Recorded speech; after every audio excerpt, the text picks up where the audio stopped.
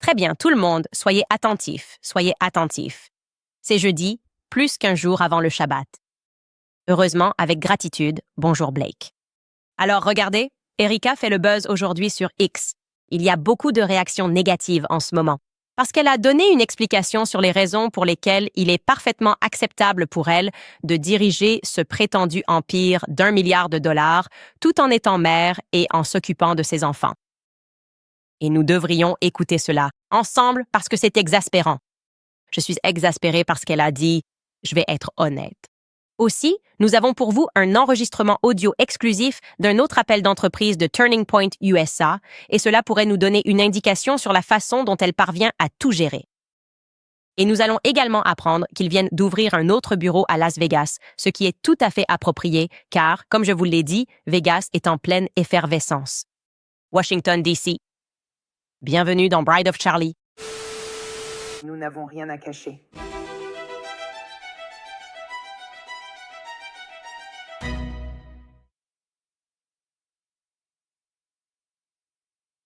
Bon, en résumé, je dirais qu'Erika est tendance parce qu'elle est Erika, tout simplement parce qu'elle est Erika de façon chronique. Les gens sont contrariés parce que, lors d'une récente apparition de Turning Point USA Club America, elle a donné ce genre d'explication sur la raison pour laquelle elle a pris la place de Charlie Kirk. Et je vais vous donner l'argument évident qu'elle va avancer, parce que Dieu l'a ordonné. Évidemment, c'est toujours cette ambiance-là. C'est biblique. Et elle explique que les gens qui la jugent parce qu'elle n'est plus mère au foyer, ce qu'elle était auparavant, ne s'en rendent en fait pas compte. Avant de rencontrer Charlie, elle dirigeait en fait sa propre entreprise. Et elle a réussi à développer cette entreprise de telle manière qu'elle pouvait fonctionner ou qu'elle fonctionnait toute seule. Elle tournait parfaitement toute seule, comme une machine bien huilée, au moment où elle s'est mariée et a eu des enfants, donc elle a pu s'en éloigner sans problème. Alors écoutons simplement Erika mentir. Vous savez, on me pose aussi cette question. Eh bien, tu étais mère au foyer et tout ça. Comme si c'était ce que je devrais refaire ou quelque chose comme ça. Beaucoup de gens ne s'en rendent pas compte. Avant de rencontrer Charlie, j'avais ma propre entreprise et je l'ai toujours. Et c'était l'une de ces choses que j'ai construites de façon à ce que lorsque je me suis mariée et que j'ai eu des enfants, elles puissent fonctionner toutes seules. Je n'avais pas besoin de m'occuper du quotidien. Je surveillais sans gérer le quotidien. C'est magnifique. Entrepreneur, rendez votre entreprise autonome. Ainsi, avec un mari et des enfants, votre famille devient la priorité. Vous gardez votre vocation en parallèle, mais l'essentiel reste votre foyer. C'est assez beau. Malheureusement, je n'imaginais pas ma vie ainsi. Rien n'était prévu. Alors, quand les gens disaient « Oh, maintenant elle a ce rôle », j'honore ce que le Seigneur a mis devant moi et j'honore aussi la demande de mon mari. Désormais, je dois subvenir seule aux besoins de mes enfants. Ce n'est pas le moment de distribuer des cartes de visite. C'est un acte biblique d'honorer son mari en prenant ses responsabilités et la relève. J'ai une équipe incroyable, c'est vrai, et je ne pourrais pas le faire sans eux. Encore une fois, ma priorité est de m'assurer que mes enfants deviennent de jeunes êtres humains formidables, alignés avec la Bible. Mais encore une fois, c'est une question de perspective, de votre point de vue. Ta vie est bien plus grande que ce simple point sur un radar. Et ma priorité est toujours de m'assurer que tout ce que je fais me rapproche du paradis et non l'inverse.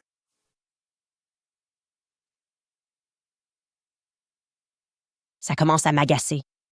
Il se passe tellement de choses là-dedans.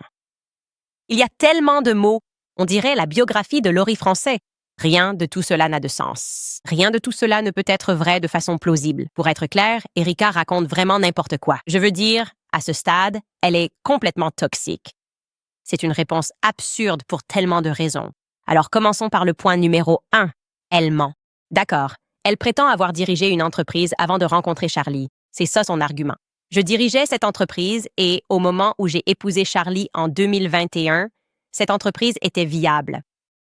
Elle a utilisé le mot préféré de vocabulaire de sa mère. D'accord, alors commençons par ça. Quelle entreprise Erika Kirk dirigeait-elle avant de rencontrer Charlie? Je peux aider. J'étais là pour ça, d'accord? L'entreprise à laquelle elle fait référence est une marque de vêtements qui imprime des versets bibliques sur des t-shirts, tout simplement. Juste des versets bibliques sur des t-shirts. Je m'en souviens très bien. Charlie, oh, elle fait du streetwear. Elle fait des t-shirts. Il a un peu dit ça comme s'il se fichait de ce qu'elle faisait parce qu'il cherchait une femme biblique, non? Genre, je vais m'occuper d'elle. Ça sonnait, ça ressemblait plus à un passe-temps quand Charlie me l'a expliqué, mais je lui ai aussi parlé et je l'ai rencontrée. Et je savais qu'elle travaillait sur cette entreprise de mode en faisant du streetwear. Oh, quelle nouveauté et quelle invention ici à New York, où à chaque coin de rue, quelqu'un vend des t-shirts. Mais ce que je trouve intéressant maintenant, avec le recul, c'est qu'en fait, cette entreprise de streetwear, donc elle a eu son premier rendez-vous officiel avec Charlie en septembre 2018. Elle a en fait acheté le nom de domaine de cette entreprise de streetwear qui est proclaimstreetwear.com le mois suivant, le 26 octobre 2018. Donc, juste pour être clair, c'était une semaine très importante pour Erika. Elle achète ce nom de domaine, Proclaim Streetwear, et c'est seulement 2 jours après qu'elle a reçu sa licence d'agent immobilier à New York. Tout cela se passe quelques semaines après sa rencontre avec Charlie. Donc, quand Erika rencontre Charlie, juste pour vous donner une idée, on est censé croire qu'elle poursuit son master à la Liberty University. Elle lance une start-up dans la mode qu'elle va, d'une manière ou d'une autre, réussir à faire fonctionner de façon autonome en 2 ans. Elle travaille aussi dans l'immobilier pour le groupe Corcoran Real Estate, en plus de passer un entretien avec Turning Point USA pour un certain poste. On ne sait pas exactement de quel poste il s'agit, et cela, en plus de se préparer à tourner pour une émission de télé-réalité le mois suivant, Summer House. D'accord. Comme je l'ai dit, je suis née d'hier. Je suis née mercredi. Ça me va tout à fait. Elle est juste incroyable. En ce moment, elle fait vraiment penser à Mikey McCoy. Elle arrive d'une façon ou d'une autre à tout faire à la fois. Maintenant, je veux que vous compreniez que ce n'était en réalité pas du tout une entreprise en activité. Elle a obtenu le nom de domaine quelques semaines plus tard, mais le domaine n'était pas actif malgré le fait qu'elle le possédait. En octobre, Proclaim n'a en fait déposé sa demande pour devenir une entreprise qu'en janvier 2019, après qu'elle a commencé à sortir avec Charlie. C'est à ce moment-là qu'elle a créé officiellement la LLC Paperworks. Tu n'es pas une entreprise tant que tu n'as pas ça, d'accord? Et encore une fois, il s'agit d'une entreprise de vêtements, la mode étant une industrie incroyablement difficile à intégrer sans contact. Mais selon Erika, elle va transformer cette idée en une entreprise autonome. Et elle va y arriver d'une manière ou d'une autre. Tout cela pendant toute l'année 2019, en tournant avec Charlie, en voyageant sans arrêt, en devenant membre du Falkirk Center, en intervenant pour divers ministères religieux et en poursuivant son doctorat. Elle gère tout ça. C'est une vraie bosse, tu vois. Alors, on a décidé d'aller vérifier parce que, bon, tu fais des vêtements. Si tu vas nous dire que ça va d'une manière ou d'une autre, tu as commencé en 2019 et en 2021, quand tu te maries, ça tourne tout seul. Je devrais sûrement pouvoir acheter ces vêtements instantanément. Non, en réalité, ce n'est qu'à partir du 16 janvier 2021. C'est la première indication sur Wayback Machine que des articles de vêtements étaient réellement disponibles à la vente sur le site. Vous pouvez le vérifier vous-même. Wayback Machine, vous verrez cela. Nous allons vérifier ça tout de suite. Alors, je veux juste que tu imagines comment cela est devenu rentable. Une entreprise, parce que c'est intéressant. D'accord? Donc, il est écrit que c'est pour elle et que c'est issu d'une source éthique et, tu l'as compris, fabriqué de manière durable. C'est Laurie qui l'a écrit. Je sais que c'est Laurie qui l'a écrit. C'est durable. Ne posez pas de questions. On a déjà dit que c'était fabriqué de façon éthique et durable aux États-Unis. Donc, pas d'autres questions ici. D'accord. Combien d'articles sont disponibles? C'était en 2021, donc elle n'a que 5 mois pour faire de ce projet un carton. Oh, une nouvelle sortie. Épuisé. On a un jogging en polaire. On a un sweat en polaire. 4 articles, 5 articles qui étaient disponibles. Le t-shirt classique, et je sais juste que tout le monde en 2021 portait ce t-shirt classique. Donc, clairement, cette entreprise fonctionnait complètement de façon autonome pendant ces 5 mois où le site était en ligne auparavant. Elle va épouser Charlie en mai. C'est ce qui s'est passé. Elle a épousé Charlie en mai. Plus tard cette année-là, en septembre, le 20 septembre. Pour être précis, le 20 septembre, elle va lancer une application associée appelée Bible 365. Mais encore une fois, tout cela est sans importance, car c'est après qu'elle ait épousé Charlie. Et elle dit qu'avant d'épouser Charlie, elle avait une entreprise qui tournait. C'était une machine. Donc ma question est, comment a-t-elle fait? Comment une entreprise de vêtements, qui n'avait même pas de site web opérationnel, a-t-elle pu devenir aussi prospère aussi rapidement? Et la réponse, je veux dire, tellement prospère qu'elle a pu consciemment prendre du recul, comme elle l'indique, et devenir une épouse et une mère, juste 4 mois après avoir commencé à vendre des vêtements. Et la réponse évidente, c'est que cela n'est pas arrivé. Ça ne s'est pas produit, cela n'est tout simplement pas arrivé. Et je ne supporte plus que tout ce qui sort de sa bouche soit aussi facilement et vérifiablement faux. Ça me rend fou. On ne peut pas continuer comme ça en tant que société. On ne peut pas juste dire des choses. C'est l'une de mes règles dans la vie. On ne peut pas juste dire des choses. On ne peut pas juste prononcer des mots, continuer à dire des mots, puis simplement accepter. Attendez-vous à ce que tout le monde accepte ces paroles. Tu ne peux pas te contenter d'une biographie de Laurie dans la vie, d'accord? Je veux que vous y pensiez tout au long de vos journées, tout au long du week-end. Tu ne peux pas vivre ta vie comme Laurie France Fay. Bio? Ça ne marche pas comme ça. Cela ne fonctionne pas pour moi en particulier. Et au fait, je voulais juste préciser d'emblée que vérification des faits, c'est faux. Et cela avant même que nous plongions officiellement dans le fond de la déclaration qu'elle fait à ce public, n'est-ce pas? Oh, comment fais-tu cela? Eh bien, bien sûr, puisque Dieu l'a voulu ainsi, elle doit continuer l'entreprise de Charlie. C'est biblique. Elle honore son mari. C'est biblique. Ne posez pas plus de questions. Erika est une épouse formidable. Ses enfants n'ont désormais plus qu'un seul parent, puisqu'elle partage son temps entre être PDG et présidente. Ce n'est pas ce qu'elle voulait. C'est la main qui lui a été donnée. C'est très facile à comprendre, non? Maintenant, comme elle le dit, et c'est ce qui m'agace vraiment, elle se présente comme la seule pourvoyeuse. D'accord. Cela m'agace parce qu'en réalité, cela minimise qui était Charlie, à quel point il était brillant, à quel point il était doué en finance.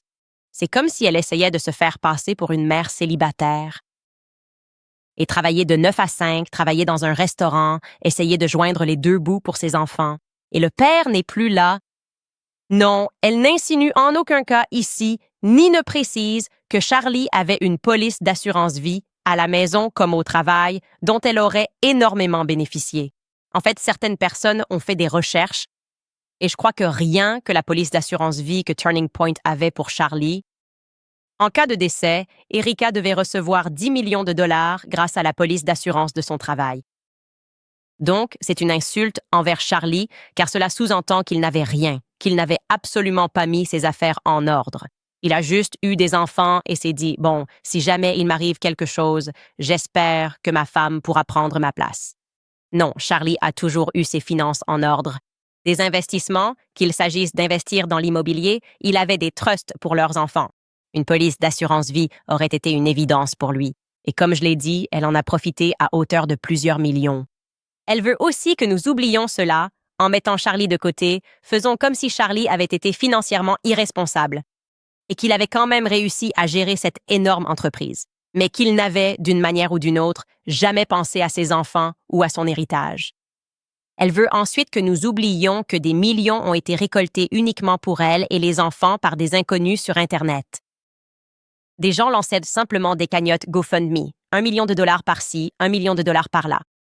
Elle essaie aussi de faire croire qu'elle n'est pas une multimillionnaire qui aurait conclu un prétendu accord d'1 milliard de dollars avec un homme nommé Pierre. Non, elle veut que vous croyiez qu'elle est comme vous, mais en pire parce qu'elle est une mère célibataire qui essaie de survivre pour le bien de ses enfants avec un jet privé et des chauffeurs. Cette fille ne touche même pas ses propres poignées de porte, pour être claire. Elle a constamment, et aussi une flotte de garde du corps, mais elle est exactement comme vous. Vous savez, c'est la main qui m'a été donnée. Je suis la seule à subvenir aux besoins de la famille, donc je dois monter dans mon jet privé et prendre la parole. Et comme je l'ai dit, qu'en est-il des gens qui la connaissaient vraiment, qui ont récolté des millions pour elle et les enfants? Oubliez les parfaits inconnus, mais aussi les gens qui la connaissaient et l'ont fait publiquement, comme Tucker Carlson. Vous vous souvenez de ça? Lui seul, avec sa société, a récolté 5,4 millions de dollars pour elle. D'accord, c'est encore en ligne. Il avait pour objectif d'en récolter 6. Ils ont récolté 5,4 millions. En fait, je pense que c'était moins. Ils continuaient juste, ils dépensaient tout, alors ils continuaient à augmenter la cagnotte encore et encore. 5,4 millions de dollars, très clairement, pour aider à assurer l'avenir de la famille Kirk. C'était pour Erika et c'était pour les enfants. Et Give and Go, ce n'est pas GoFundMe. Ils ne prennent pas un pourcentage énorme. Ils ne prennent absolument aucun pourcentage. Voilà ce que Tucker Carlson a pu offrir. Juste Tucker Carlson. Alors, que fait-elle? En fait, pourquoi se contente-t-elle de dire des mots? Elle prononce des mots parce qu'elle ment. Elle ment tout le temps. On est censé l'accepter sans broncher. On est censé se dire juste, oui, elle essaie juste de gérer ça. Elle n'y arrive même pas. C'est tellement difficile. Elle a dû trouver un travail et il se trouve que c'était celui de son mari. D'accord. Je suis tout à fait d'accord que cette personne, cet être humain, voulait le pouvoir et elle l'a saisi. C'est pour ça qu'elle n'a même pas fait semblant, même pas Flynn. Elle n'a même pas attendu une semaine avant d'être dans ce bureau à donner des interviews assises chez elle avec le New York Times. Elle n'a même pas attendu une semaine pour faire semblant d'être en deuil. Elle était déjà de retour au bureau. Elle ne peut pas honnêtement affirmer, et d'ailleurs, c'est simplement une question de bon sens, Erika ne peut pas honnêtement dire que son attention est à la fois sur ses enfants et sur l'entreprise, parce que ce n'est pas possible. Ce n'est tout simplement pas possible dans un foyer monoparental. Ça ne l'est pas. Même si elle avait un travail à temps partiel dans un foyer monoparental, elle serait écrasée par son emploi du temps. Voilà, c'est tout. Vous êtes censé avoir 2 parents à la maison. Et maintenant, elle fait semblant de prendre ses responsabilités. Et elle ne va pas simplement diriger une entreprise ordinaire, mais un empire. Elle va tout simplement prendre la tête de Turning Point USA. Et elle veut que nous croyions qu'elle met à la fois ses enfants en priorité et l'entreprise en priorité. Maintenant, je suppose qu'Erika sait que tout finit par m'être divulgué. À ce stade, ils le savent clairement. Et, vous savez, il y a eu énormément de réactions publiques, un tollé lorsque j'ai publié les 2 appels Zoom. En particulier, les gens étaient un peu troublés par le fait que je ne sais pas si elle a mentionné ses enfants, mais par le peu de fois où elle a parlé de Charlie. Au contraire, elle était toute excitée en parlant de produits dérivés et de casquettes. Et cela 11 jours après l'assassinat de Charlie. Le premier appel avait eu lieu 6 jours après qu'elle ait été assassinée. Et donc cette fois, en février, c'est-à-dire à la date de cet appel, le 11 février, elle a tenu à mentionner immédiatement ses enfants. Et là, ils sont en train de refaire le récit de combien le Super Bowl était génial, sans reconnaître qu'ils ont acheté toutes ces vues, mais on a rivalisé avec Bad Bunny et on va continuer. Voilà. Je vais faire venir Erika parce que ça va commencer avec Tyler Boyer et j'ai supprimé tout le reste avec lui. C'est juste que, vous savez, Tyler et Erika sont comme les 2 doigts de la main. Et donc, vous allez l'entendre. Vous allez l'entendre expliquer qu'ils ouvrent un nouveau bureau, bien sûr, à Las Vegas avant que il ne passe l'appel à Erika, qui va ensuite s'auto-éditer pour vraiment centrer la conversation sur les enfants. Écoutez bien. La dernière chose que je dirais, c'est qu'à Turning Point Action, nous avons énormément d'offres d'emploi en Arizona, au Nevada et au New Hampshire. Ces 3 États sont tellement cruciaux pour notre réussite. Nous venons justement de finaliser quelque chose. Jonah revient tout juste de là-bas. Il a récupéré les clés d'un nouveau bâtiment que nous avons à Las Vegas, ce qui est vraiment enthousiasmant. C'est donc à peu près de la même taille que celui-ci. Et donc, notre présence s'étend, les choses avancent, il se passe des choses, mais nous avons besoin de plus. Il nous faudra 1000 personnes de plus dans cette salle à la même époque l'année prochaine pour gagner à travers tout le pays et préparer notre avenir. Alors, réjouissez-vous de cela et, sans plus attendre, je vais passer le micro à la formidable Erika Kirk. Bonjour à tous. Je sais qu'il n'est pas habituel de rassembler tout le monde, mais je tenais à le faire pour de nombreuses raisons. La première, c'est que je veux dire quelque chose de très personnel et remercier chacun d'entre vous. J'amène mes enfants au bureau 9 fois sur 10 et beaucoup d'entre vous ont interagi avec eux, ce qui me touche beaucoup et qui est très précieux pour eux, parce qu'ensuite, ils vous connaissent tous par votre prénom et ils viennent me voir en me disant « Tu savais qu'un tel m'a donné une peluche ou quelque chose comme ça. » Merci. Mes enfants sont tout pour moi et j'adore les amener ici parce qu'ils peuvent voir ce que leur père a construit et ce que vous continuez tous à bâtir. Donc cela a vraiment beaucoup de valeur pour moi. Je voulais simplement vous remercier pour cela. Aussi, je vais organiser quelque chose qui ressemble un peu à un déjeuner avec votre service. C'est vraiment quelque chose qui me tient énormément à cœur. J'aimerais m'asseoir avec chacun d'entre vous individuellement.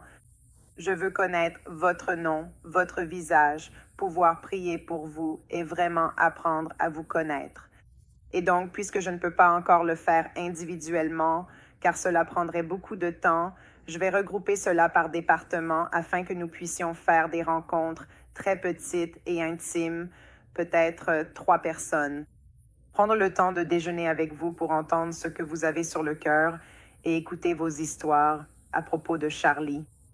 Pour être honnête avec vous, ce serait incroyable. Et vos souvenirs avec lui. Et donc, c'était une des raisons qui me tenait à cœur et pour laquelle je voulais aussi tous vous rassembler. D'accord, donc les personnes qui s'occupent de vos enfants, vous devriez déjà connaître leur nom. Vous devriez déjà connaître leur nom. Si vous dites dans cette première partie « Merci de vous occuper de mes enfants », ce qui ne devrait pas suivre, c'est « J'ai hâte d'apprendre vos noms ». Je pense simplement que si ces personnes s'occupent de vos enfants et que les enfants rentrent à la maison en disant « Un tel a fait ceci », ce n'est pas la première fois que vous devriez entendre le nom d'un tel. Donc, c'est censé être attendrissant. Oh, merci beaucoup à vous tous. Je les laisse au bureau en plus de faire des heures supplémentaires et peut-être d'avoir une surprise. Ils vont tous être virés à la fin de la semaine parce qu'on ne sait pas qui fait des fuites à Candace. Et oh mon Dieu, on a viré tout le monde la semaine dernière et ils continuent déjà à faire des fuites à Candace. En plus de tout ça, elle les remercie en gros de faire du babysitting. N'est-ce pas? Merci d'être présent au bureau. Je laisse juste mes enfants ici. Et maintenant, j'aimerais essayer de voir si on peut organiser un déjeuner et on est censé trouver ça attendrissant. Genre, tous les enfants sont au bureau parce que c'est ce que Charlie a construit. Genre, non, ce n'est pas là que des enfants en bas âge devraient être. Ils ne devraient pas être dans un bureau. Ce n'est pas attendrissant. C'est mauvais. Ils ne devraient pas être avec toi 9 fois sur 10 dans un bureau. Ce n'est pas l'environnement dans lequel les enfants sont censés être. Ils ne sont pas en train de se promener partout. Et au fait, au cas où tu ne le saurais pas, l'espace où Charlie travaillait est complètement séparé de celui où tout le monde travaille. Il possède son propre bâtiment et une petite partie de l'équipe y est installée. Ils ne connaissent pas l'ensemble du bureau. Ils n'entrent pas en se disant « Oh, ça me rappelle papa. Cela me rappelle quand papa faisait ça. » Quoi? Quoi? Tu n'étais même pas au bureau. Vous venez de dire dans votre discours que vous étiez mère au foyer pendant votre mariage. Alors pourquoi cet endroit rappellerait-il leur père à vos enfants, à vos tout-petits? C'est une entreprise. Un bureau d'entreprise, ce n'est pas la maison. C'est comme, pourquoi ai-je besoin de t'expliquer ça? Es-tu entouré de robots? Es-tu un hybride, Erika? Réponds oui ou non. Je ne comprends pas pourquoi ils ne comprennent pas pourquoi rien de tout cela n'est normal. Pourquoi devons-nous expliquer à Turning Point USA pourquoi tout cela est bizarre? Et pourquoi a-t-on l'impression qu'elle modifie intentionnellement juste un peu après avoir reçu des retours, comme s'il téléchargeait simplement un algorithme, tu vois? Comme quand les gens disent « Tu ne devrais pas porter de pantalon à paillettes ». Alors elle se dit « D'accord, téléchargement ». Le nouvel algorithme dit de porter du noir, et alors elle porte du noir. Et ensuite ils disent « Je ne pense pas que ces larmes soient vraies ». Alors quelqu'un dit « N'utilise pas de mouchoir, laisse la larme couler sur la joue ». Et puis elle le fait, et elle laisse couler les larmes. Il y a juste comme de petites mises à jour qui sont faites à chaque fois. Parce que, je ne sais pas, il n'y a tout simplement aucun sentiment d'humanité commune ici. Une compréhension commune de la façon dont les humains devraient se comporter. Et c'est comme s'ils essayaient d'apprendre à un hybride quoi faire. Alors ils se disent « Oh, d'accord, on s'est fait prendre. Tu te souviens quand tu te réjouissais des ventes de casquettes, du merch? Alors cette fois, mentionne à quel point tu aimes tes enfants. » Mes enfants. J'ai hâte d'apprendre vos prénoms. Tout ça me rend folle. Les mensonges me rendent folle. Les choses qu'elle dit, les mots qui sortent de sa bouche me rendent folle. Et je dois arrêter. Nous allons faire une courte pause et nous reviendrons. Nimi Skincare est la seule marque que je garde. J'ai confiance en leurs produits et ma routine en dépend. Beaucoup cherchent du naturel, comme le Suif, et c'est génial. Mais les produits au Suif ne se valent pas tous. Certains sont lourds, gras ou restent en surface sans l'aider réellement. Ce qui rend la Sunshine Tallow Cream et le Buzzin Tallow Balm de Nimi différents, c'est que leur Suif ressemble de très près aux lipides naturels de votre peau. Il est ainsi mieux absorbé et renforce la barrière cutanée. Sans l'obstruer, Nimi allie cet ingrédient ancestral à une formulation propre et des plantes pour une peau nourrie, protégée et légère. Donc, si vous hésitez encore, c'est le signe qu'il est temps d'arrêter de deviner et de commencer une routine qui a vraiment du sens. Allez sur nimiskincare.com et utilisez le code CANDICE10 pour 10% de remise. Encore une fois, c'est nimiskincare.com et utilisez mon code Candice10 pour obtenir 10% de réduction sur votre commande. Je veux aussi vous parler de Dose, car l'un des organes les plus sous-estimés de votre corps est votre foie. Il accomplit plus de 500 fonctions chaque jour, filtre les éléments indésirables, soutient la digestion, aide à l'énergie, mais on n'y pense jamais jusqu'à ce que quelque chose tourne mal. Et si on le soutenait réellement avant que les problèmes ne commencent? Dose est une solution bien-être complète pour la digestion, l'immunité et l'énergie, l'essentiel quand on manque de temps. Avec une famille active, impossible de ralentir. 5 secondes le matin suffisent pour ressentir la différence toute la journée. Leur produit phare est Dose for Your Liver, qui a été formulé pour nettoyer votre foie des éléments indésirables, aider la digestion et maintenir le filtre de votre corps. Les résultats cliniques de Dose ont montré une diminution des niveaux d'enzymes hépatiques de 50% chez la plupart de leurs participants. Un shot de Dose for Your Liver équivaut à 17 shots de jus de curcuma. En ce moment, les nouveaux clients peuvent économiser 35% sur leur premier mois d'abonnement en allant sur dosedaily.co/Candice ou en entrant le code Candice lors du paiement. C'est dosedaily.co/Candice pour 35% de réduction sur votre premier mois d'abonnement. Je veux aussi vous parler de Pure Talk, parce que si vous voulez prendre de l'avance sur le ménage de printemps cette année, je sais exactement par où commencer. Allez sortir votre vieux contrat de téléphonie sans fil du placard et jetez-le à la poubelle. Ensuite, rafraîchissez les choses en passant chez Pure Talk, qui est mon opérateur mobile. Pure Talk vous offre des appels, des textos illimités et beaucoup de données pour seulement 25 $ par mois, sans contrat ni frais de résiliation. Et pas de service client à l'étranger si jamais vous avez besoin d'aide. Vous les aimerez sûrement autant que Patricia, une auditrice. Elle dit « Rapide, simple, j'ai gardé mon numéro. C'est moins cher et fidèle à mes valeurs. J'en suis ravie. J'ai reçu un prospectus après en avoir entendu parler par Candice. J'ai décidé d'essayer. Jusqu'ici, tout va bien. Eh bien, à vous maintenant de franchir le pas aussi. Rendez-vous sur puretalk.com/Owens et vous économiserez 50% sur votre premier mois. C'est puretalk.com/Owens et passez à un opérateur mobile qui partage vos valeurs. Pure Talk, l'opérateur mobile américain. J'ai juste envie de la secouer. J'ai juste envie de dire stop. C'est comme si elle buguait ou quelque chose comme ça. Et tu sais, quand quelque chose ne fonctionne pas, t'as cette idée un peu arbitraire. Mais si tu le secoues, ça ira mieux, d'une façon ou d'une autre. On se dit que ça ne marche pas. Erika ne fonctionne pas, je trouve. Tu vois ce que je veux dire? Elle ne fonctionne pas et je veux que ce soit réparé. Ça me rend fou. Pourquoi il laisse faire ça? Rien de ce que tu dis n'est vrai ou réel. C'est comme une imagination débordante. Oui, bien sûr, tu voulais du pouvoir. Bien sûr que tu voulais du pouvoir, Erika. Tu ne galères pas pour de l'argent. Tu n'essaies pas de t'en sortir pour tes enfants. Alors, s'il te plaît, ne redis plus jamais ça.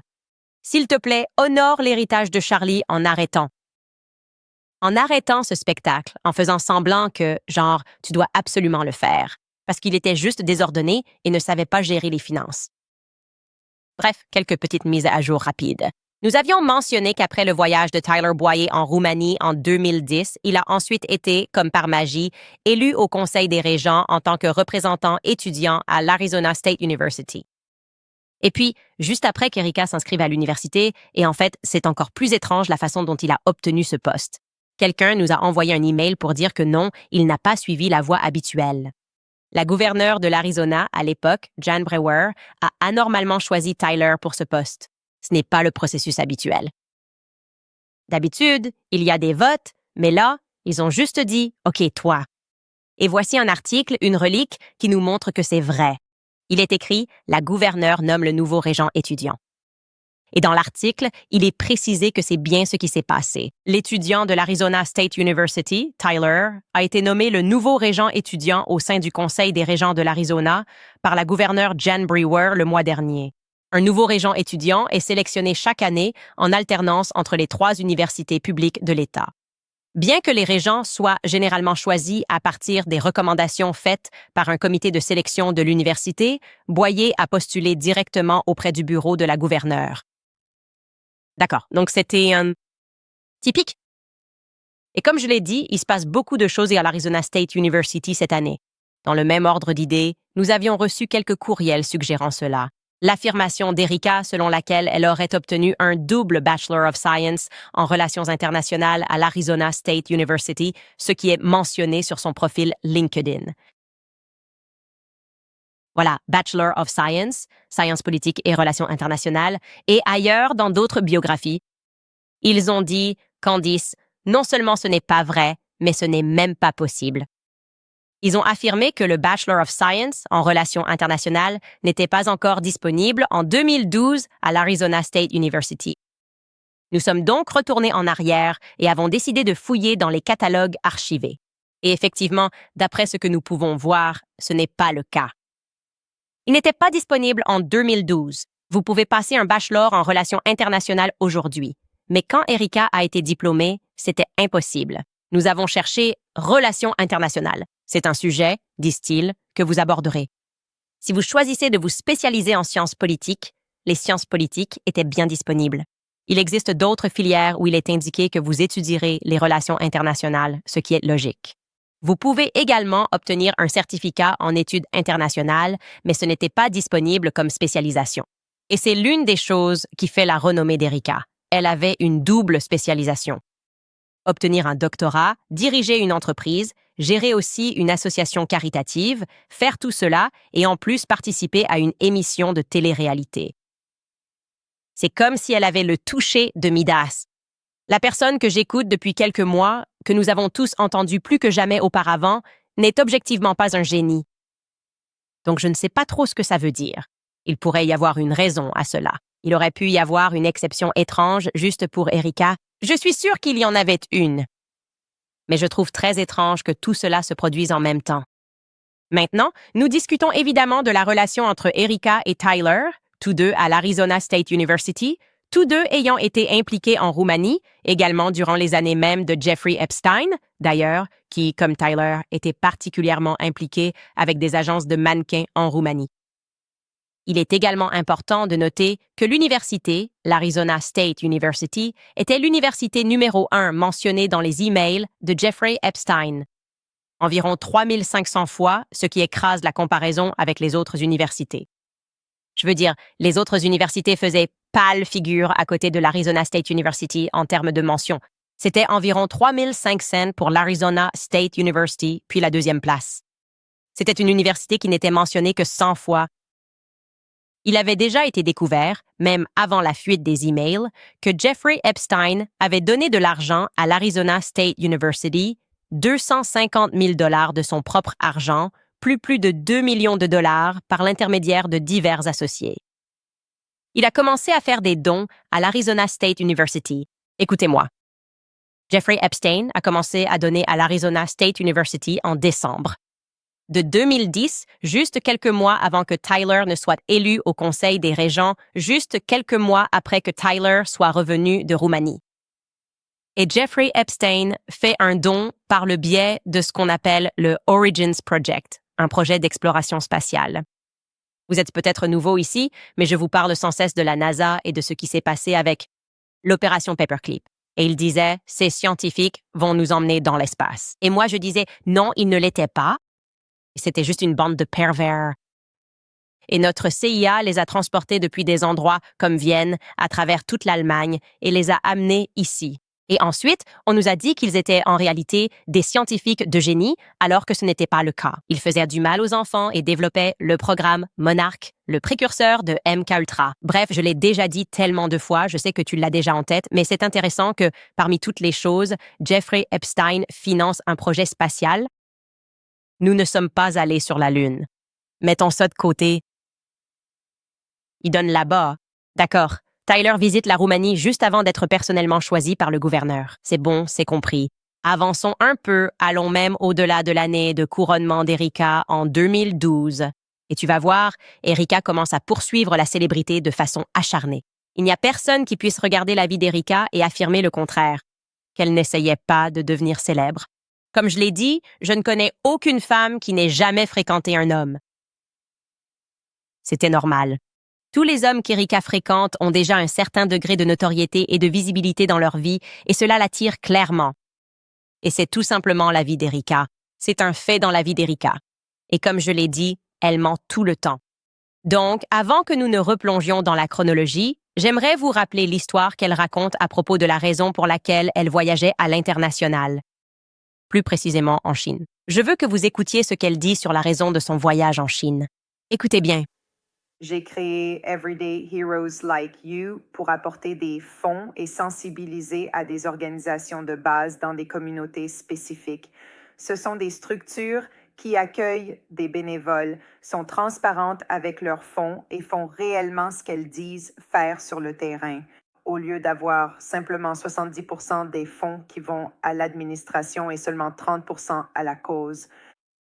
Donc, il s'agissait vraiment de s'assurer qu'il existait un espace pour des organisations transparentes que les gens pouvaient découvrir et avec lesquelles ils pouvaient s'impliquer.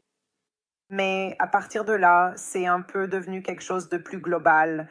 Je vivais en Chine et je faisais beaucoup de travail avec des victimes de la traite sexuelle.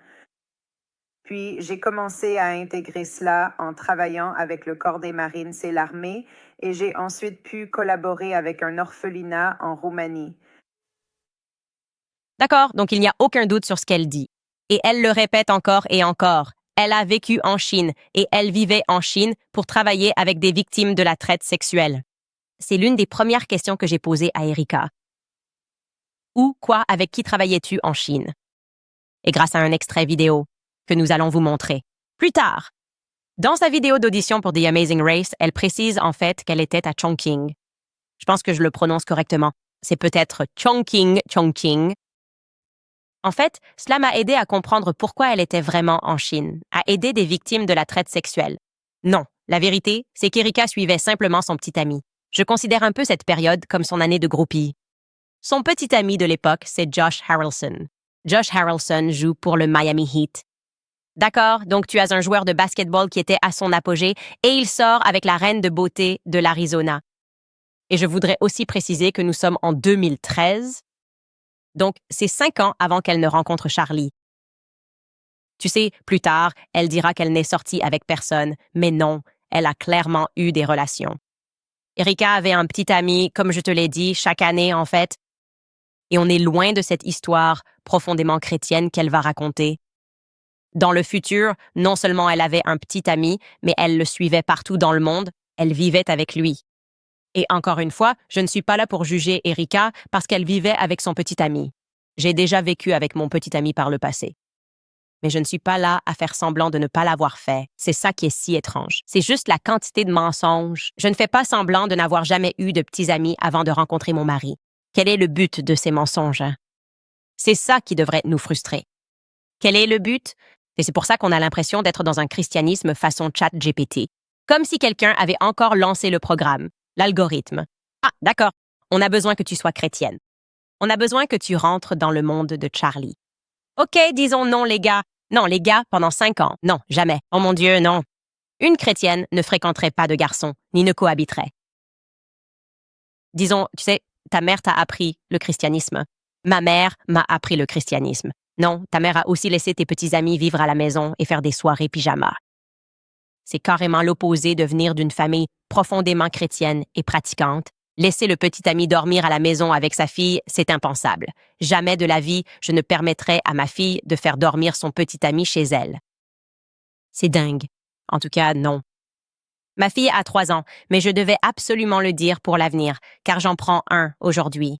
Du coup, je panique pour l'avenir. Bref, revenons à notre chronologie. En 2013, Erika commence à sortir avec Josh Harrelson. C'est très clairement prouvé par ses tweets enregistrés. C'est partout. C'est qui était ou est Big George 55. Vous pouvez voir les dates ici. En fait, elle a commencé à sortir avec lui en 2012. Donc, pendant son année de règne. Et oui, on peut revenir à notre chronologie ici et vous pouvez voir qu'en 2013, il commence à jouer pour Porto Rico. Il rejoint donc les Brujos de Guayama à la mi-janvier. C'est l'équipe. Et puis, vous pouvez aussi voir, regardez, il rejoint les Chongqing Flying Dragons. Donc, il passe du Miami Heat à Porto Rico, ce qu'elle mentionnera plus tard en disant « J'ai voyagé à travers le monde ». Vous savez, je faisais tout ce travail pour des associations caritatives. Non, tu suivais ton petit ami? C'est juste un comportement classique de groupie, d'accord? Ce n'est pas si compliqué. Arrête de faire semblant d'être une experte dans tous ces business. Bref, pour revenir à la chronologie, de début juin à août, elle va, selon ses propres mots, déménager en Chine pour suivre et vivre avec son petit ami. Et je veux préciser que c'était l'une des premières questions que j'ai posées à Justin Stripe. J'ai demandé « Quand a-t-elle vécu en Chine? Pourquoi vivait-elle en Chine? » Et il est revenu vers moi et il a dit « Et je veux être clair, je ne pense pas que Justin Stripe mentait. » Il ne m'a pas donné l'impression d'être assez stupide pour mentir. Peu importe qu'il soit moral ou non. Est-ce qu'il est idiot? Et ma réponse est non, Justin Stripe n'est pas un idiot. Donc, voici sa nouvelle version de l'histoire. Elle n'a pas vécu en Chine. Et il m'a répondu le 12 janvier qu'Erika n'avait pas vécu en Chine du 16 au 30 juin. Elle a simplement visité la Chine. Elle a vu les principaux sites et elle a visité la Grande Muraille. Encore une fois, je ne suis pas là pour prendre parti dans l'affaire Erika contre Erika. D'accord? Mais elle dit très clairement qu'elle a vécu en Chine. Et la réponse est la suivante. Elle y est évidemment restée plus longtemps puisqu'elle y était depuis juin et tout le reste. Au moins jusqu'au début du mois d'août, ce qui correspond précisément aux dates où son petit ami était présent.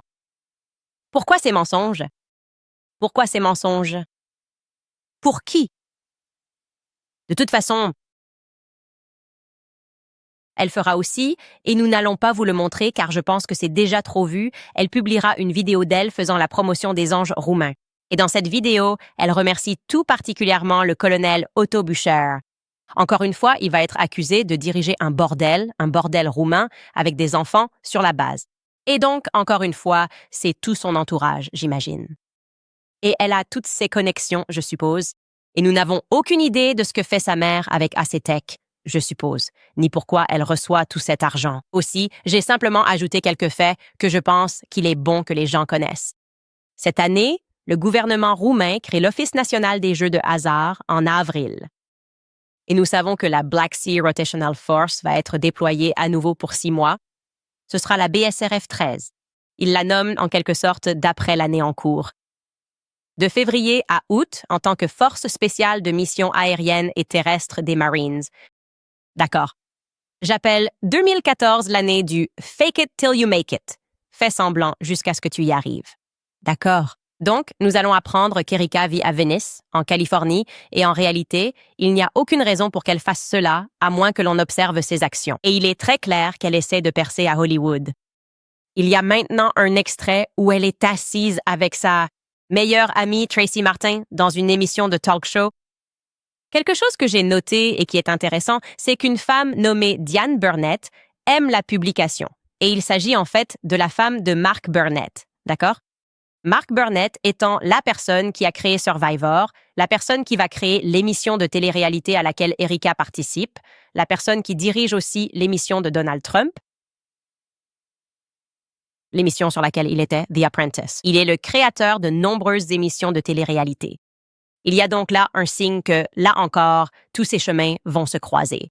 Car c'est aussi l'année où Johnny Moore va quitter l'Université Liberty et fonder la société Kairos avec Andrew. Johnny Moore travaille pour Mark Burnett. Il est possible qu'en 2014, Erika et Andrew Colvett se soient croisés à nouveau. Cela rendrait sens. Ils connaissent les mêmes personnes. Mais le cas de Lori Francevey est plus pertinent, car elle est présentée à l'Assemblée législative de l'Arizona grâce au parrainage d'un projet de loi par David Farnsworth. Elle panique complètement. Un événement EMP est possible et nous devons nous y préparer. Impulsion électromagnétique. Voici ce que mon mari, Larry Genta, et moi-même vous recommandons de faire. Et c'est G-Tech Industries. Je pense qu'elle est comme une vendeuse de voitures d'occasion. Je vais être honnête avec vous. À mes yeux, quand j'observe tout cela, il s'agit d'un groupe de personnes qui travaillent ensemble pour obtenir de l'argent du gouvernement et ils se connaissent tous. Et donc Lori est présentée par la famille de Terrell Farnsworth. Terrell Farnsworth, le gars qui enlève les caméras. C'est sa famille. Comme je vous l'ai dit dans les épisodes précédents, il a grandi avec Tyler Boyer. Leurs familles sont amies, des familles mormones, depuis des générations. D'accord? C'est comme s'ils se connaissaient tous et qu'ils se disaient simplement « il faut qu'on récupère cet argent ». Bon, tu vas faire semblant d'être une génie de la tech, Lori, et elle répète « durable, durabilité, durable, durabilité ». J'adore la durabilité et les mots, et tu vas faire la présentation, et moi je vais organiser un vote, et les Farnsworth vont voter. Et on va récupérer cet argent, chérie. Voilà ce que Lori représente pour moi. Lori me donne l'impression d'être une arnaqueuse. Je dois le dire. Je suis lancée. Tout chez elle, vraiment, je vois une arnaqueuse au coin de la rue qui essaie de me vendre des CD, tu vois? Genre, ils sont juste dehors, ils ont un sac plastique noir et ils disent « Oh, laisse-moi te vendre ces DVD », tu vois? Ils entrent dans le salon de coiffure. Ils te vendent des DVD piratés. C'est Laurie dans l'histoire. C'est Laurie dans l'histoire. Elle fait du piratage et elle a de vraies personnes qui travaillent, la famille Farnsworth, qui l'aide à faire ça. Et c'est pourquoi Eddie Farnsworth, qui vote aussi pour adopter sa résolution et qui fait aussi partie de la famille de Terrell Farnsworth, le gars de la caméra, c'est pour ça qu'il va être accusé à l'avenir. Il gagne des dizaines de millions de dollars grâce aux écoles à Chartres. Il y a tous ces articles, cherchez Eddie Farnsworth et l'école à Chartres. Et ils ont tous commencé à dire « Hey, il arnaque, il prend tout cet argent du gouvernement ». On dirait que c'est vraiment leur véritable business familial. Invente quelque chose que tu fais. Dis que c'est important. Obtiens plein d'argent du département de la sécurité intérieure, du département de la défense. Mais en réalité, c'est comme une mafia politique qui travaille ensemble pour arnaquer les contribuables. C'est de ça qu'il est accusé. Eddie Farnsworth, c'est de ça qu'on t'a accusé. Il y a des tonnes d'articles. Et, surtout, les Boyer, les Farnsworth, les Franz Fay, les Kovac, ils gravitent tous les uns autour des autres en permanence. Et ce qui se passe, de façon cruciale, c'est que Tyler Boyer va rencontrer Charlie Kirk cette année. Je ne sais toujours pas comment ils se sont rencontrés, mais on peut affirmer cela.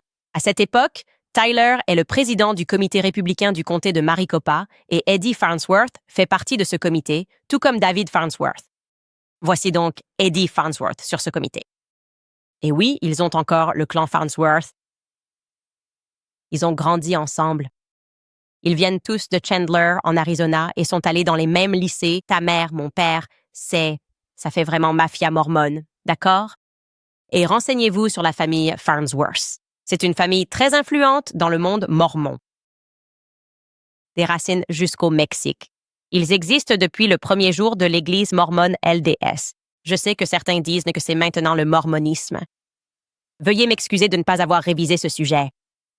De toute façon, je trouve très intéressant qu'Eddie Farnsworth soit accusé de voler les contribuables pour s'enrichir personnellement.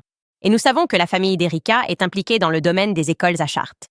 C'est comme si c'était juste sous notre nez, vraiment sous notre nez, j'ai l'impression.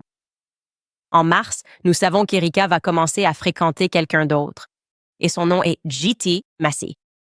Et c'est un joueur de baseball de ligue mineure. Elle ne sort pas avec des inconnus, d'accord? Elle veut savoir ce que tu vas faire. Ils jouent pour les Colorado Rockies et ensemble, ils vont tenter leur chance pour participer à l'émission The Amazing Race. Et je vais vous laisser écouter ça. Erika vit et travaille en Californie et lui vit à Tulsa, dans l'Oklahoma. Et voici un petit extrait de leur vidéo. Salut. Salut, bonjour, good morning America. J'ai vécu en Chine, à Chongqing. Je suis allée en Roumanie, en Croatie. J'ai vécu un peu à Porto Rico. Tu es vraiment beau. Tu es magnifique. Tu es en train d'arranger mon... J'ai eu un peu de bacon. Chérie, c'est tout au fond. Donnez-leur un décolleté. Les gens veulent du décolleté. Mettez-le en valeur. Le sexe fait vendre. Le sexe fait vendre. C'est moi, toi. J'en ai vraiment beaucoup. De bons sermons. Ce n'est pas... Cela se déroule dans le cadre du mariage. Je ne sais pas trop. Je pense que nous avons vraiment besoin de plus. Quoi? On fait bouger les lignes? Oh d'accord. Nous faisons bouger les lignes. Lancez la caméra 1. Salut, je suis J.T. Massey. J'ai 25 ans et je viens de Chattanooga dans le Tennessee. Je suis joueur de baseball en ligue mineure pour les Rockies du Colorado et je vais faire la course avec ma copine. Erika Franz Fay, 25 ans, de Scottsdale, en Arizona. J'habite maintenant à Venice, en Californie. Le 1er mars, nous avons eu notre premier rendez-vous.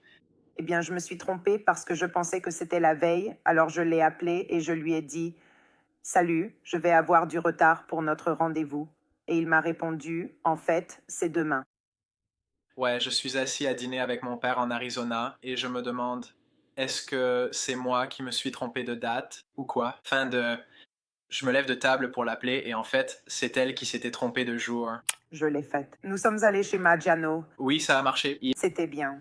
Nous sommes allés chez Maggiano. Je l'ai prise dans mes bras. Il pleuvait. C'était un peu... une autre nuit en Arizona. Il est allé la chercher chez elle et a rencontré sa mère le premier soir. C'est très important pour les choses excitantes qu'on essaie de faire fuir. Oui, je suis sûre qu'elle a rencontré Laurie. Laurie rôde toujours dans un coin. C'est une manipulatrice.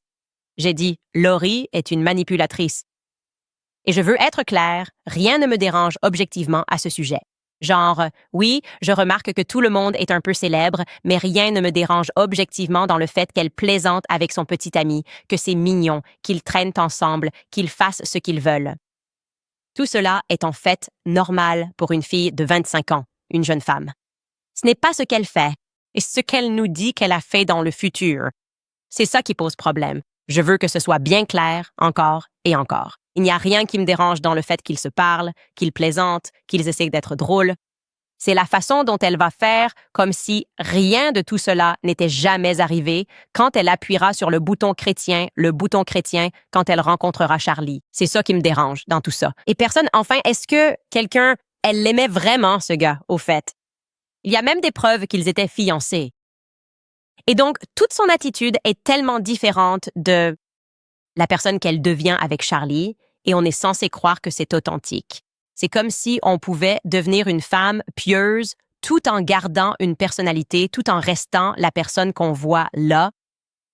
Et pourtant, tout est tellement répété et bizarre, et elle ne peut pas prononcer une phrase sans dire « c'est ce que Dieu a ordonné, et je suis biblique ». C'est très étrange. On a vraiment l'impression que c'est hanté. J'ai l'impression que l'endroit est hanté. De toute façon. Je peux aussi vous le montrer, parce que, comme je l'ai dit, c'était elle. C'était l'année où elle s'est dit « Il faut absolument que je devienne célèbre, d'une manière ou d'une autre ». Elle auditionne aussi pour cette émission qui, selon nous, était celle de Diane von Furstenberg, intitulée House of DVF. C'est une émission de mode qui a duré 2 saisons, de 2014 à 2015, et Erika a aussi passé une audition pour ça. Écoutez un extrait. Parlez-moi de vos expériences dans la mode. Je n'ai pas fait d'école de mode, mais je suis autodidacte. J'ai donc obtenu un diplôme en sciences politiques et relations internationales. Et même si ce parcours peut sembler un peu éloigné du monde de la mode pour certains, je pense qu'il est en réalité très utile, car la mode est internationale. Et il faut comprendre les gens, car c'est le consommateur qui achète votre produit.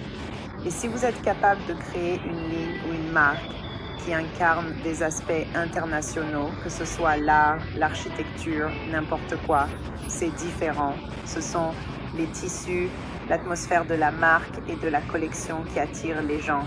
Personnellement, j'envisage donc cela d'un point de vue pragmatique et commercial, bien que je ne sache pas coudre ni couper. Je veux dire, je peux coudre un coussin, mais je ne peux pas prendre des tissus et créer une robe de haute couture. Ce n'est pas moi. Maintenant, je suis capable de percevoir le design. Je suis capable de déceler certaines choses et de les relier entre elles. Donc pour moi, ne pas avoir forcément une formation formelle, je préfère apprendre auprès de personnes et d'individus plutôt que dans les manuels scolaires. J'ai même eu cette expérience de vie avec ma famille. Je viens d'une lignée d'entrepreneurs et j'ai appris de ma mère, tu sais, comment gérer une entreprise tout simplement. Et c'est comme ça que j'ai pu créer mon association à but non lucratif. Et c'est aussi ce qui m'a fait changer de spécialité parce qu'à l'origine, j'étais en commerce. Elle se dit « Quoi faire? Pas couturière? Je ne sais pas couper, je ne sais pas. Je ne sais même pas de quoi il s'agit, mais genre, oh, je veux passer à la télé. » Que ce soit The Amazing Race, que ce soit House of DVF, je ne sais pas comment ces deux choses sont liées. Je veux juste passer à la télé. Et encore une fois, elle a 25 ans à ce moment-là, donc vraiment, ce n'est pas le début de la vingtaine, n'est-ce pas? C'est plutôt le genre de choses qu'on s'attendrait à voir à 18, 19, 20 ans. C'est un peu plus tard, à 25 ans. Mais voilà, c'est qui elle était. C'est qui Erika était à ce moment-là. Elle passait des auditions pour tout, et finalement, elle va décrocher le rôle de la femme de Charlie. Aussi, je veux juste le mentionner honorablement parce que j'aimerais la suivre, mais dans un post d'anticipation pour 2014, elle mentionne sur X qu'elle va repartir. En Roumanie, au Laos, au Kazakhstan, aux Philippines, en Suède, elle dit « OK, 2014, je t'attends ». Et puis quelqu'un lui a probablement demandé où elle allait être en Suède. Et elle leur répond « Alors, est-ce qu'elle est allée dans tous ces endroits? Peut-être que nous verrons bien. Est-ce qu'on a déjà abordé 2014 dans notre chronologie? Ou est-ce qu'on garde ça pour la semaine prochaine? Ou bien est-ce que je dépasse le temps imparti en ce moment? D'accord, donc il va probablement falloir qu'on fasse le reste plus tard. Parce que je vois que je dépasse le temps, parce que je pense que j'étais d'humeur aujourd'hui, je voudrais m'excuser. Parlons d'un sujet méconnu mais pourtant essentiel, le C15. C'est un acide gras puissant dont beaucoup de gens manquent. C'est pourquoi je prends un complément certifié pour optimiser votre taux de C15. Voici Fati15. Il répare les dommages cellulaires, protège contre les dégradations et active les voies régulant sommeil, cognition et réparation naturelle. Fati15 est 3 fois plus efficace que les oméga 3 ou l'huile de poisson. Il arrive en pot de verre durable avec des recharges livrées directement chez vous. On nous dit sans cesse d'éviter les graisses, mais il s'avère que certaines sont essentielles et la C15 en fait partie. Fati15 a pour mission d'optimiser vos niveaux de C15 afin de soutenir votre santé et votre bien-être à long terme, surtout en vieillissant. Profitez de 15% de remise sur leur kit de démarrage de 90 jours sur fati15.com, Prince Candice avec le code Candice. Parlons aussi de Tax Network USA, car beaucoup ont des impôts impayés. Peut-être n'avez-vous pas déclaré vos revenus ou vous devez encore de l'argent malgré vos déclarations annuelles. Retraité, vous avez soudainement reçu une facture fiscale ou retiré de l'argent de votre 401K ou ERA par anticipation. L'IRS réclame sa part. Quelle qu'en soit l'origine, le résultat est le même. Votre solde ne diminue pas. Les pénalités augmentent, les intérêts s'accumulent et beaucoup d'entre vous vont encore devoir de l'argent pour cette année fiscale à venir sans aucun plan en place. Arrêtez ce que vous faites et appelez Tax Network USA. Avec plus de 15 ans d'expérience, il n'y a pas eu un seul dossier fiscal qu'ils n'ont pas pu résoudre. Ils sont spécialisés dans les litiges fiscaux et aident les contribuables à travers tout le pays à se remettre sur pied en réglant définitivement les arriérés d'impôts et les déclarations non déposées. Donc, que vous deviez 10 000 $ ou 10 millions, leur équipe a résolu plus d'1 milliard de dollars de dettes fiscales. Ils proposent un appel d'enquête gratuit avec l'IRS et après cette investigation, ils mettent en place un plan clair pour résoudre votre problème fiscal et vous remettre sur la bonne voie. Alors n'attendez pas de recevoir une autre lettre de l'IRS ou que votre compte bancaire soit gelé. Appelez plutôt le 866 686 16 51 ou rendez-vous sur tenusa.com/Candace. C'est tenusa.com/Candace. Je vais aussi vous rappeler American Financing, car avez-vous regardé vos relevés de carte de crédit récemment? Vous travaillez 40-50 heures par semaine juste pour acheter de la nourriture, de l'essence et des choses que vous pouviez vous permettre auparavant. Les banques vous facturent désormais plus de 20% d'intérêt pour le privilège de continuer. Réfléchissez à cela. C'est fait pour vous maintenir la tête sous l'eau. American Financing fait quelque chose que ces grandes banques détestent. Ils aident vraiment. Ils offrent des taux à 5% et expliquent comment utiliser la valeur de sa maison pour éponger ses dettes coûteuses. L'économie moyenne est de 800 $ par mois. Alors parlez à l'un de leurs conseillers hypothécaires rémunérés au salaire, sans frais ni obligations pour estimer vos économies. En commençant aujourd'hui, reportez 2 mensualités. Appelez American Financing au 800-795-1210.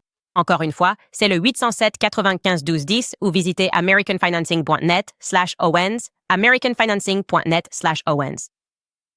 Vous savez, le mot qu'on utilisait dans les années 90, c'est un peu comme « shiesty ». Par exemple, la mère d'Erika est une arnaqueuse. Je le sens tout simplement. Je le sais, je le vois. C'est comme si c'était elle qui soufflait à l'oreille tout le temps. Genre, fais ça, fais ci, fais ça, comme si elle dirigeait tout ce qu'il fallait faire. Tout, absolument tout chez Laurie me donne la chair de poule.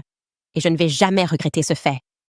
On nous a montré toutes ces images de Laurie sur les réseaux sociaux et j'ai eu l'impression qu'on essayait de nous faire croire que Laurie était à l'article de la mort, et ce n'est pas mon cas. J'attends la déclaration d'Erika car je vois leur piège. Ils veulent vous manipuler pour ensuite nier avoir dit quoi que ce soit. On montrait juste quelques images soigneusement sélectionnées. Et d'ailleurs, qui filme ces images? Qui filme ces images et choisit de les publier sur les réseaux sociaux et pourquoi? Qu'est-ce qui motive cette décision? Ce sont les questions que je me pose quand je regarde la chronologie que nous avons reconstituée. Et je vois où Laurie met son grain de sel, ce que fait Erika et comment elle est prête à tout pour protéger sa mère. Je n'aime tout simplement pas l'ambiance. L'ambiance ne passe pas pour moi. Je veux vous lire ce commentaire. Je crois que c'était un commentaire de l'épisode d'hier. Ça parlait de la Roumanie. Je vais vous lire ça. Il dit « Candice, je viens de Roumanie et cet épisode était extrêmement important pour moi parce que tu as parlé de mon pays. Je suis un témoin vivant de la soi-disant révolution de 1989. J'ai été témoin du soi-disant procès horrible du couple Ceausescu et je me souviens parfaitement à quel point nous avons été choqués lorsqu'ils les ont exécutés le jour de Noël. Je me souviens que ma mère a dit « Oh mon Dieu, ce pays sera maudit » et je prierai ardemment pour ce meurtre, surtout parce qu'il a eu lieu le jour de Noël. Nous sommes un pays chrétien orthodoxe, avec une population très croyante. Leur exécution était absolument horrible. Ils étaient âgés, proches de 80 ans, et ils auraient au moins dû les laisser mourir en prison au lieu de les abattre comme des animaux. La cruauté de ce meurtre hante notre pays depuis des années. Le général Jika Popa s'est suicidé juste après avoir été forcé de les condamner à mort par peloton d'exécution. 3 mois après l'exécution, il s'est tiré une balle dans la tête dans son bureau au ministère de la Défense nationale, laissant une note indiquant qu'il ne pouvait plus vivre avec cette culpabilité.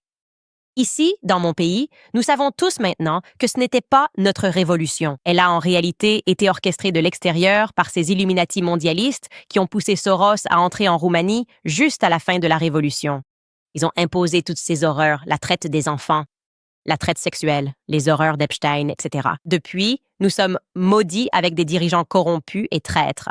Jamais voulu de l'UE, ni de base US, ni d'envoyer notre argent en Ukraine.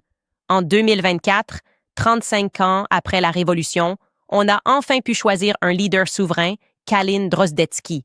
Il a gagné avec brio, mais les mondialistes ont censuré et annulé les résultats. Je m'en souviens. On est donc mené par des clowns illégitimes. J'ignore si Erika a aidé à ce trafic d'enfants, mais je veux savoir la vérité. Tu es mon podcasteur préféré de tous les temps. Je vous suivais bien avant l'accident de Charlie. J'admirais votre intelligence et la pureté de vos cœurs. Sa blessure m'a vraiment dévastée. J'ai regardé son exécution en ligne. Je ne pourrai jamais l'oublier. J'ai pleuré sa mort pendant des mois, comme un frère. J'en voulais même à Dieu d'avoir permis un tel malheur à un chrétien si cher. Je prie pour que tu puisses découvrir la vérité. J'espère qu'on saura qui a tué Charlie Kirk, ce pauvre ange. Et je veux découvrir la véritable identité d'Erika. La vérité finira par triompher. Charlie était tellement innocent, il n'aurait jamais imaginé de quoi Trump serait capable. Et nous y voilà, Opération Epic Fury. Des vieux décroulants qui ont déjà vécu leur vie envoient des jeunes mourir pour rien dans une guerre stupide. Seigneur, prends pitié. S'il te plaît, Seigneur Jésus-Christ, Fils de Dieu, ne nous laisse pas entre les mains de ces démons. Et s'il te plaît, veille sur Charlie au paradis. Continue ton excellent travail, Candace. Ma mère te désigne comme cette magnifique journaliste noire. Elle ne connaît pas ton nom et elle ne parle pas anglais. C'est vraiment, vraiment adorable de votre part. Et de la part de votre mère aussi. Et je ne connais aucun mot roumain à part « da », c'est tout. C'est tout ce que j'ai. Mais vous avez raison. Je sais ce qui s'est passé là-bas, et c'est ce que je disais hier. Je ne défends ni le communisme ni le capitalisme de connivence. Je dis que ce sont les mêmes personnes au sommet et qu'elles ont fait à la Roumanie ce qu'elles ont fait à de nombreux pays de l'Est. C'est juste un fait. Je veux dire, nous étions derrière les guerres de Yougoslavie, ce qui s'est passé en Bosnie. Et c'est juste, il suffit de regarder la situation et c'est toujours la même chose.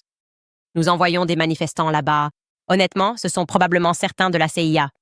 Des missions mormones, parce que je sais que Tyler est allé en Russie pendant 2 ans. Et quelqu'un en Russie m'a dit qu'il s'était fait expulser pour genre espionnage. Mais je ne sais pas si c'est vrai, s'il utilisait un autre nom. C'est un récit que j'explore, mais il a bien fait sa mission pendant 2 ans en Russie. Il parle couramment russe. Et il y a beaucoup de preuves que Tyler travaille avec l'État profond. Et c'est très clair pour moi. Et on peut évidemment en dire autant pour Erika. Nous examinons des preuves montrant qu'elle n'est pas du tout celle qu'elle prétend être. Pour moi, elle semble être sous l'emprise d'un lavage de cerveau. C'est comme si elle marchait en dormant. Et c'est pour ça qu'il y a une part de moi qui a envie de la secouer. C'est comme voir quelqu'un somnambule et tu te dis « Mais qu'est-ce qui t'est arrivé? Dans quel programme étais-tu? Pourquoi es-tu comme ça? » Tu ne peux pas juste continuer à dire des mots et t'attendre à ce que personne n'écoute ce que tu dis. Et assembler une série et une chronologie pour déterminer si l'un de ces mots a un sens. Et jusqu'à présent, ce n'est pas le cas. Meilleur commentaire de l'épisode d'hier également. J'adore ça, c'est tellement drôle. Laurie peut tout faire sauf écrire la bonne date de naissance d'Erika. C'est la personne la plus high-tech du monde entier, mais bon, Ses papiers de divorce l'ont complètement perdue. Elle était là genre, 22 ou 20. En fait, elle était très claire. Elle l'a écrit. Elle a dit que c'était 22. Oui, apparemment, on est censé croire que c'était juste une très longue erreur qui a duré plusieurs années. À Tree Love, Maya écrit « Tu n'es pas seulement en train de démêler la mort de Charlie, tu es aussi en train de démêler tout le système. Reste en sécurité, s'il te plaît. » Je veux dire, il faut vraiment qu'on se réveille tous. J'en ai tellement marre. J'en ai tellement marre de la même histoire. J'en ai marre des mêmes démons, ces cultistes qui dirigent le monde et nous font croire qu'il n'y a que le communisme ou le capitalisme de connivence. Et ce qu'elle a dit est vrai. Ils sont allés là-bas. Ils ont pris toutes les ressources naturelles de la Roumanie, ils les ont partagées entre eux et ils se les volent à eux-mêmes. Et ensuite, ils nous les revendent en disant « Vous pouvez travailler pour vivre et peut-être qu'un jour, posséder une part de ce que nous avons volé. » C'est comme ça que ça fonctionne. C'est de ça dont nous parlons quand nous évoquons les mondialistes au pouvoir qui, en plus, s'intéressent aux enfants. Oui, je n'aime pas les programmes spatiaux d'après toutes les recherches que j'ai faites. Demain, c'est le club de lecture. Des produits dérivés sont aussi sur le site si vous voulez nous rejoindre. Il n'est pas trop tard. Normalement, j'ai le livre juste ici. Là, je ne l'ai pas, mais il est là. On lit Nicolas Hager. J'oublie toujours les titres. C'est bizarre. Pourquoi je m'en souviens pas? C'est pas étrange, Skylar, que j'arrive jamais à m'en rappeler. C'est comme si c'est juste un vide. C'est toujours une page blanche dans ma tête quand je pense à un titre de livre. J'imagine que tu ne le lis pas des tonnes de fois, encore et encore. Bref, The Secret Founding of America de Nicolas Hager. Si tu veux rejoindre le club de lecture, rends-toi sur CandiceOwens.com. Reste dans le coin, achète du merchandising et tu peux soutenir l'émission, soutenir le journalisme indépendant, soutenir les rares qui te disent la vérité et comment tout cela fonctionne et c'est sadique et c'est mal. Mais aussi, nous sommes en train de gagner. C'est une autre chose. Ils détestent notre succès. Les attaques sont incessantes, mais elles tombent dans l'oreille d'un sourd. Peu importe à quel point ils peuvent contrôler et essayer de créer l'illusion qu'ils détiennent les opinions populaires. Les gens se sont vraiment réveillés et nous reconnaissons qu'ils sont peu nombreux, qu'ils ont beaucoup de pouvoir, mais pas assez pour arrêter ce qui semble être un éveil partout dans le monde.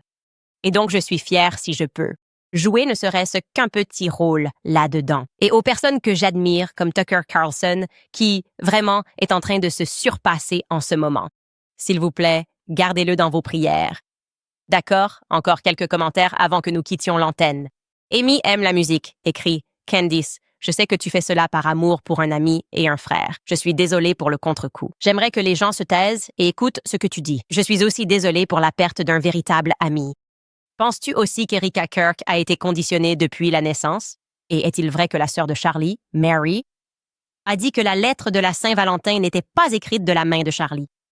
Je n'ai pas du tout vu cette histoire. J'ignore qui a lancé cette rumeur. Je ne sais même pas de quelle lettre de Saint-Valentin on parle, mais je connais l'écriture de Charlie. Il avait l'habitude d'écrire ses objectifs. Il faisait toujours ça, comme 1, 2, 3, 4, 5, 6. Tu sais, en parlant de ce qu'il voulait accomplir. Donc je n'ai pas vu ça, mais je peux me renseigner. Je sens qu'elle est conditionnée depuis la naissance, c'est naturel. Si Laurie en faisait partie, c'est logique. Il y a quelque chose de maléfique chez elle. Et Erika lui est émotionnellement attachée. À mon avis, Laurie s'est révélée être une arnaqueuse. Je n'arrive pas à comprendre ce qu'elle fait. Il n'y a aucune raison d'avoir autant de LLC et de travailler avec des gens qui se sont déjà fait prendre la main dans le sac. Donc, oui, c'est mon avis sur la base de ce que nous avons découvert. Et, il ne nous reste peut-être qu'un seul épisode de cette série, lundi. Je pense que je pourrais probablement tout rassembler pour vous. Peut-être 2 épisodes au maximum, mais nous arrivons maintenant au comment, quand, où et pourquoi Erika a rencontré Charlie. Donc peut-être encore 2 épisodes, peut-être lundi et mardi de la semaine prochaine. The One You Feed, merci pour ce don, d'ailleurs, à vous tous. Amy adore la musique et Silo. Et The One You Feed écrit la raison pour laquelle Erika fait la promotion d'une évidente imposture et adopte une attitude performative, c'est pour instaurer un sentiment d'impuissance apprise. Cela fait partie de son plan machiavélique et c'est intentionnel, mais ça a échoué. Alors pourquoi continuons-nous à faire ça? Genre, d'accord, t'as essayé de l'acheter. Tu ne peux pas, ce n'est pas à vendre. Et c'est comme si maintenant, ils sont la personne qui se dispute dans le magasin. C'est du genre, d'accord, mais qu'en est-il de celui qui est sur le mannequin? Et c'est comme, d'accord, mais ce n'est pas à vendre. Genre, tu ne peux pas acheter ça. Ce n'est pas à vendre. Et Turning Point dit « Mais si, on peut l'acheter. » C'est comme « Non, mais tu ne peux pas. » Genre, le public dit « Non, qu'est-ce qui va se passer? » On a dit non, on ne vous croit pas. On n'accepte pas ça. On ne pense pas que vous perpétuez l'héritage de Charlie. Est-ce qu'ils font juste semblant? Genre, comment est-ce que ça les rend fous? Genre, ils ne se réveillent pas chaque jour en se disant « Je suis un imposteur complet. » Ce n'est pas comme ça qu'ils doivent se sentir tous les jours. Comment les gens vivent-ils comme ça? Comment tu fais pour vivre en te réveillant chaque jour conscient de ce que tu es? Je pense à ça. Je pense aussi à Dan Flood, tu vois, à qui on a proposé une augmentation chez Turning Point USA après. Et c'est comme, mec, tu étais avec ce gars tous les jours et il te faisait confiance. Comment tu fais? Comment tu fais pour passer devant un miroir? Tu vois, comment tu fais pour passer devant un miroir? Est-ce que tu as encore des miroirs chez toi? Est-ce que toutes ces personnes enlèvent tous les miroirs de chez elles pour ne pas avoir à se regarder et genre reconnaître la réalité? Ou alors est-ce qu'ils sont des hybrides? Est-ce qu'ils sont en fait comme des robots? Tu sais, est-ce que David Icke avait raison? Ou est-ce que c'est la race reptilienne? Est-ce qu'ils sont même humains? Est-ce pour ça que c'est si facile et qu'ils continuent simplement? Je ne sais vraiment plus. En fait, j'espère qu'il a raison. J'espère qu'il a raison parce que accepter que c'est la condition de l'humanité, c'est trop triste. J'espère que c'est juste, que c'est genre, ah, OK, ça a tout son sens. C'est un droïde, il se branche la nuit, il se recharge. Je me dis, OK, ça a du sens. C'est pour ça qu'ils ne ressentent rien. Aujourd'hui, je suis vraiment partie loin. Tempo Brew écrit, j'ai résolu une partie du mystère. Charlie a dormi dans la chambre de Gigi la nuit précédente parce qu'Erika n'arrive même pas à s'allonger droite dans le lit. Très, très drôle. Très, très drôle. Ouais, c'est un mensonge. Elle ne s'allonge pas droite. Ça, c'est sûr. Klaus écrit « Je regardais Baron Live hier soir quand ton message est arrivé à propos de Lombardie. Il semble que Laurie soit la véritable personne d'intérêt. Je regarde ça avec plus de 70 000 personnes chaque jour et c'est irréel. Merci et allez, Max. » Oui, je l'ai fait. Je n'ai pas pu m'inscrire pour une raison quelconque sur le site de Baron. Alors j'ai dépensé pas mal d'argent pour dire quelque chose, ce qui lui a fait un gros pourboire sur YouTube. Et ensuite, je me suis dit, ah mais ils ne m'ont pas donné assez de caractères pour écrire. Alors j'ai juste écrit « Vérifie ton texte ». C'est tout ce que j'ai mis. Et puis je lui ai écrit des choses intéressantes à propos de Laurie, puisqu'il a tellement aidé dans l'enquête. Aussi, un clin d'œil aux autres créateurs. Coach Colin, mon mari, était plié de rire l'autre jour. Parce qu'il m'a montré ce clip de toi où je ne savais même pas que ça existait, mais ils disent que Coach Colin a lancé ce truc où, genre, si j'ai les cheveux attachés en chignon bien tirés en arrière, ça veut dire que je suis prête à en découdre. Alors il cherche le signe que je porte mes cheveux en chignon bas. Et il a un peu raison. Je ne m'étais même pas rendu compte que je faisais ça. C'est vrai, il dit, « Oh, ça va être un bon épisode. Mon mari m'a montré le clip. » Je voulais te dire que ça m'a bien fait rire. Aussi, j'adore absolument la chaîne de Lionel. Je suis une grande fan. Il y a juste quelque chose chez lui qui me donne une bonne impression. Tu sais, j'ai grandi en étant très proche de mon grand-père, et lui, déjà, il a un vocabulaire très riche. Pas un vocabulaire de camionneur. Il est vraiment cohérent dans ce qu'il dit. Il était procureur auparavant. Je ne sais pas si on peut afficher sa chaîne. C'est Lionel Media. Mais tous ces YouTubers, juste pour que vous le sachiez, j'adore regarder ce que vous faites. Et je ne vous mentionne pas assez souvent. Pourtant, vous arrivez à faire rire mon mari ou moi. Mais la théorie du complot sur les cheveux, je suis abonné, Coach Colin. Je crois vraiment que je me fais un chignon bas quand je veux vraiment me battre. Je me dis, mets-le juste en chignon. Donc, quand je veux vraiment faire des trucs de racaille avec mes amis, c'est ce que je fais. Oui, c'est Lionel Nation. C'est une autre chaîne fantastique. Et il est juste très... Il est vraiment très drôle et c'est génial. Bref, je voulais juste vous remercier à tous et vous dire que je vois ce que vous faites. Et parfois, j'oublie juste de commenter. Vous apportez vraiment de la joie dans mon foyer. Et je participe souvent à leurs streams. Ils fournissent vraiment beaucoup de travail. Je veux dire, Baron fait des épisodes de 3 heures. C'est énorme et il prend beaucoup de risques tout en étant constamment attaqué. C'est donc agréable de voir une nouvelle énergie insufflée de la vie au podcasting indépendant. Qui, tu sais, comble le vide laissé par nos faux, les médias d'information et notre président super faux qui accepte de tomber sur l'épée occulte, pour ainsi dire. Ces personnes, qui sont des occultistes et cherchent à nuire aux enfants, sont désormais précisément celles que Trump semble déterminé à défendre. Mais nous allons gagner. Je ne cesse de vous le répéter. Nous allons gagner. Nous avons déjà gagné. Le Christ est roi et ça les rend fous. C'est inévitable. Tout cela est inévitable. Bref, on se retrouve sur lundi.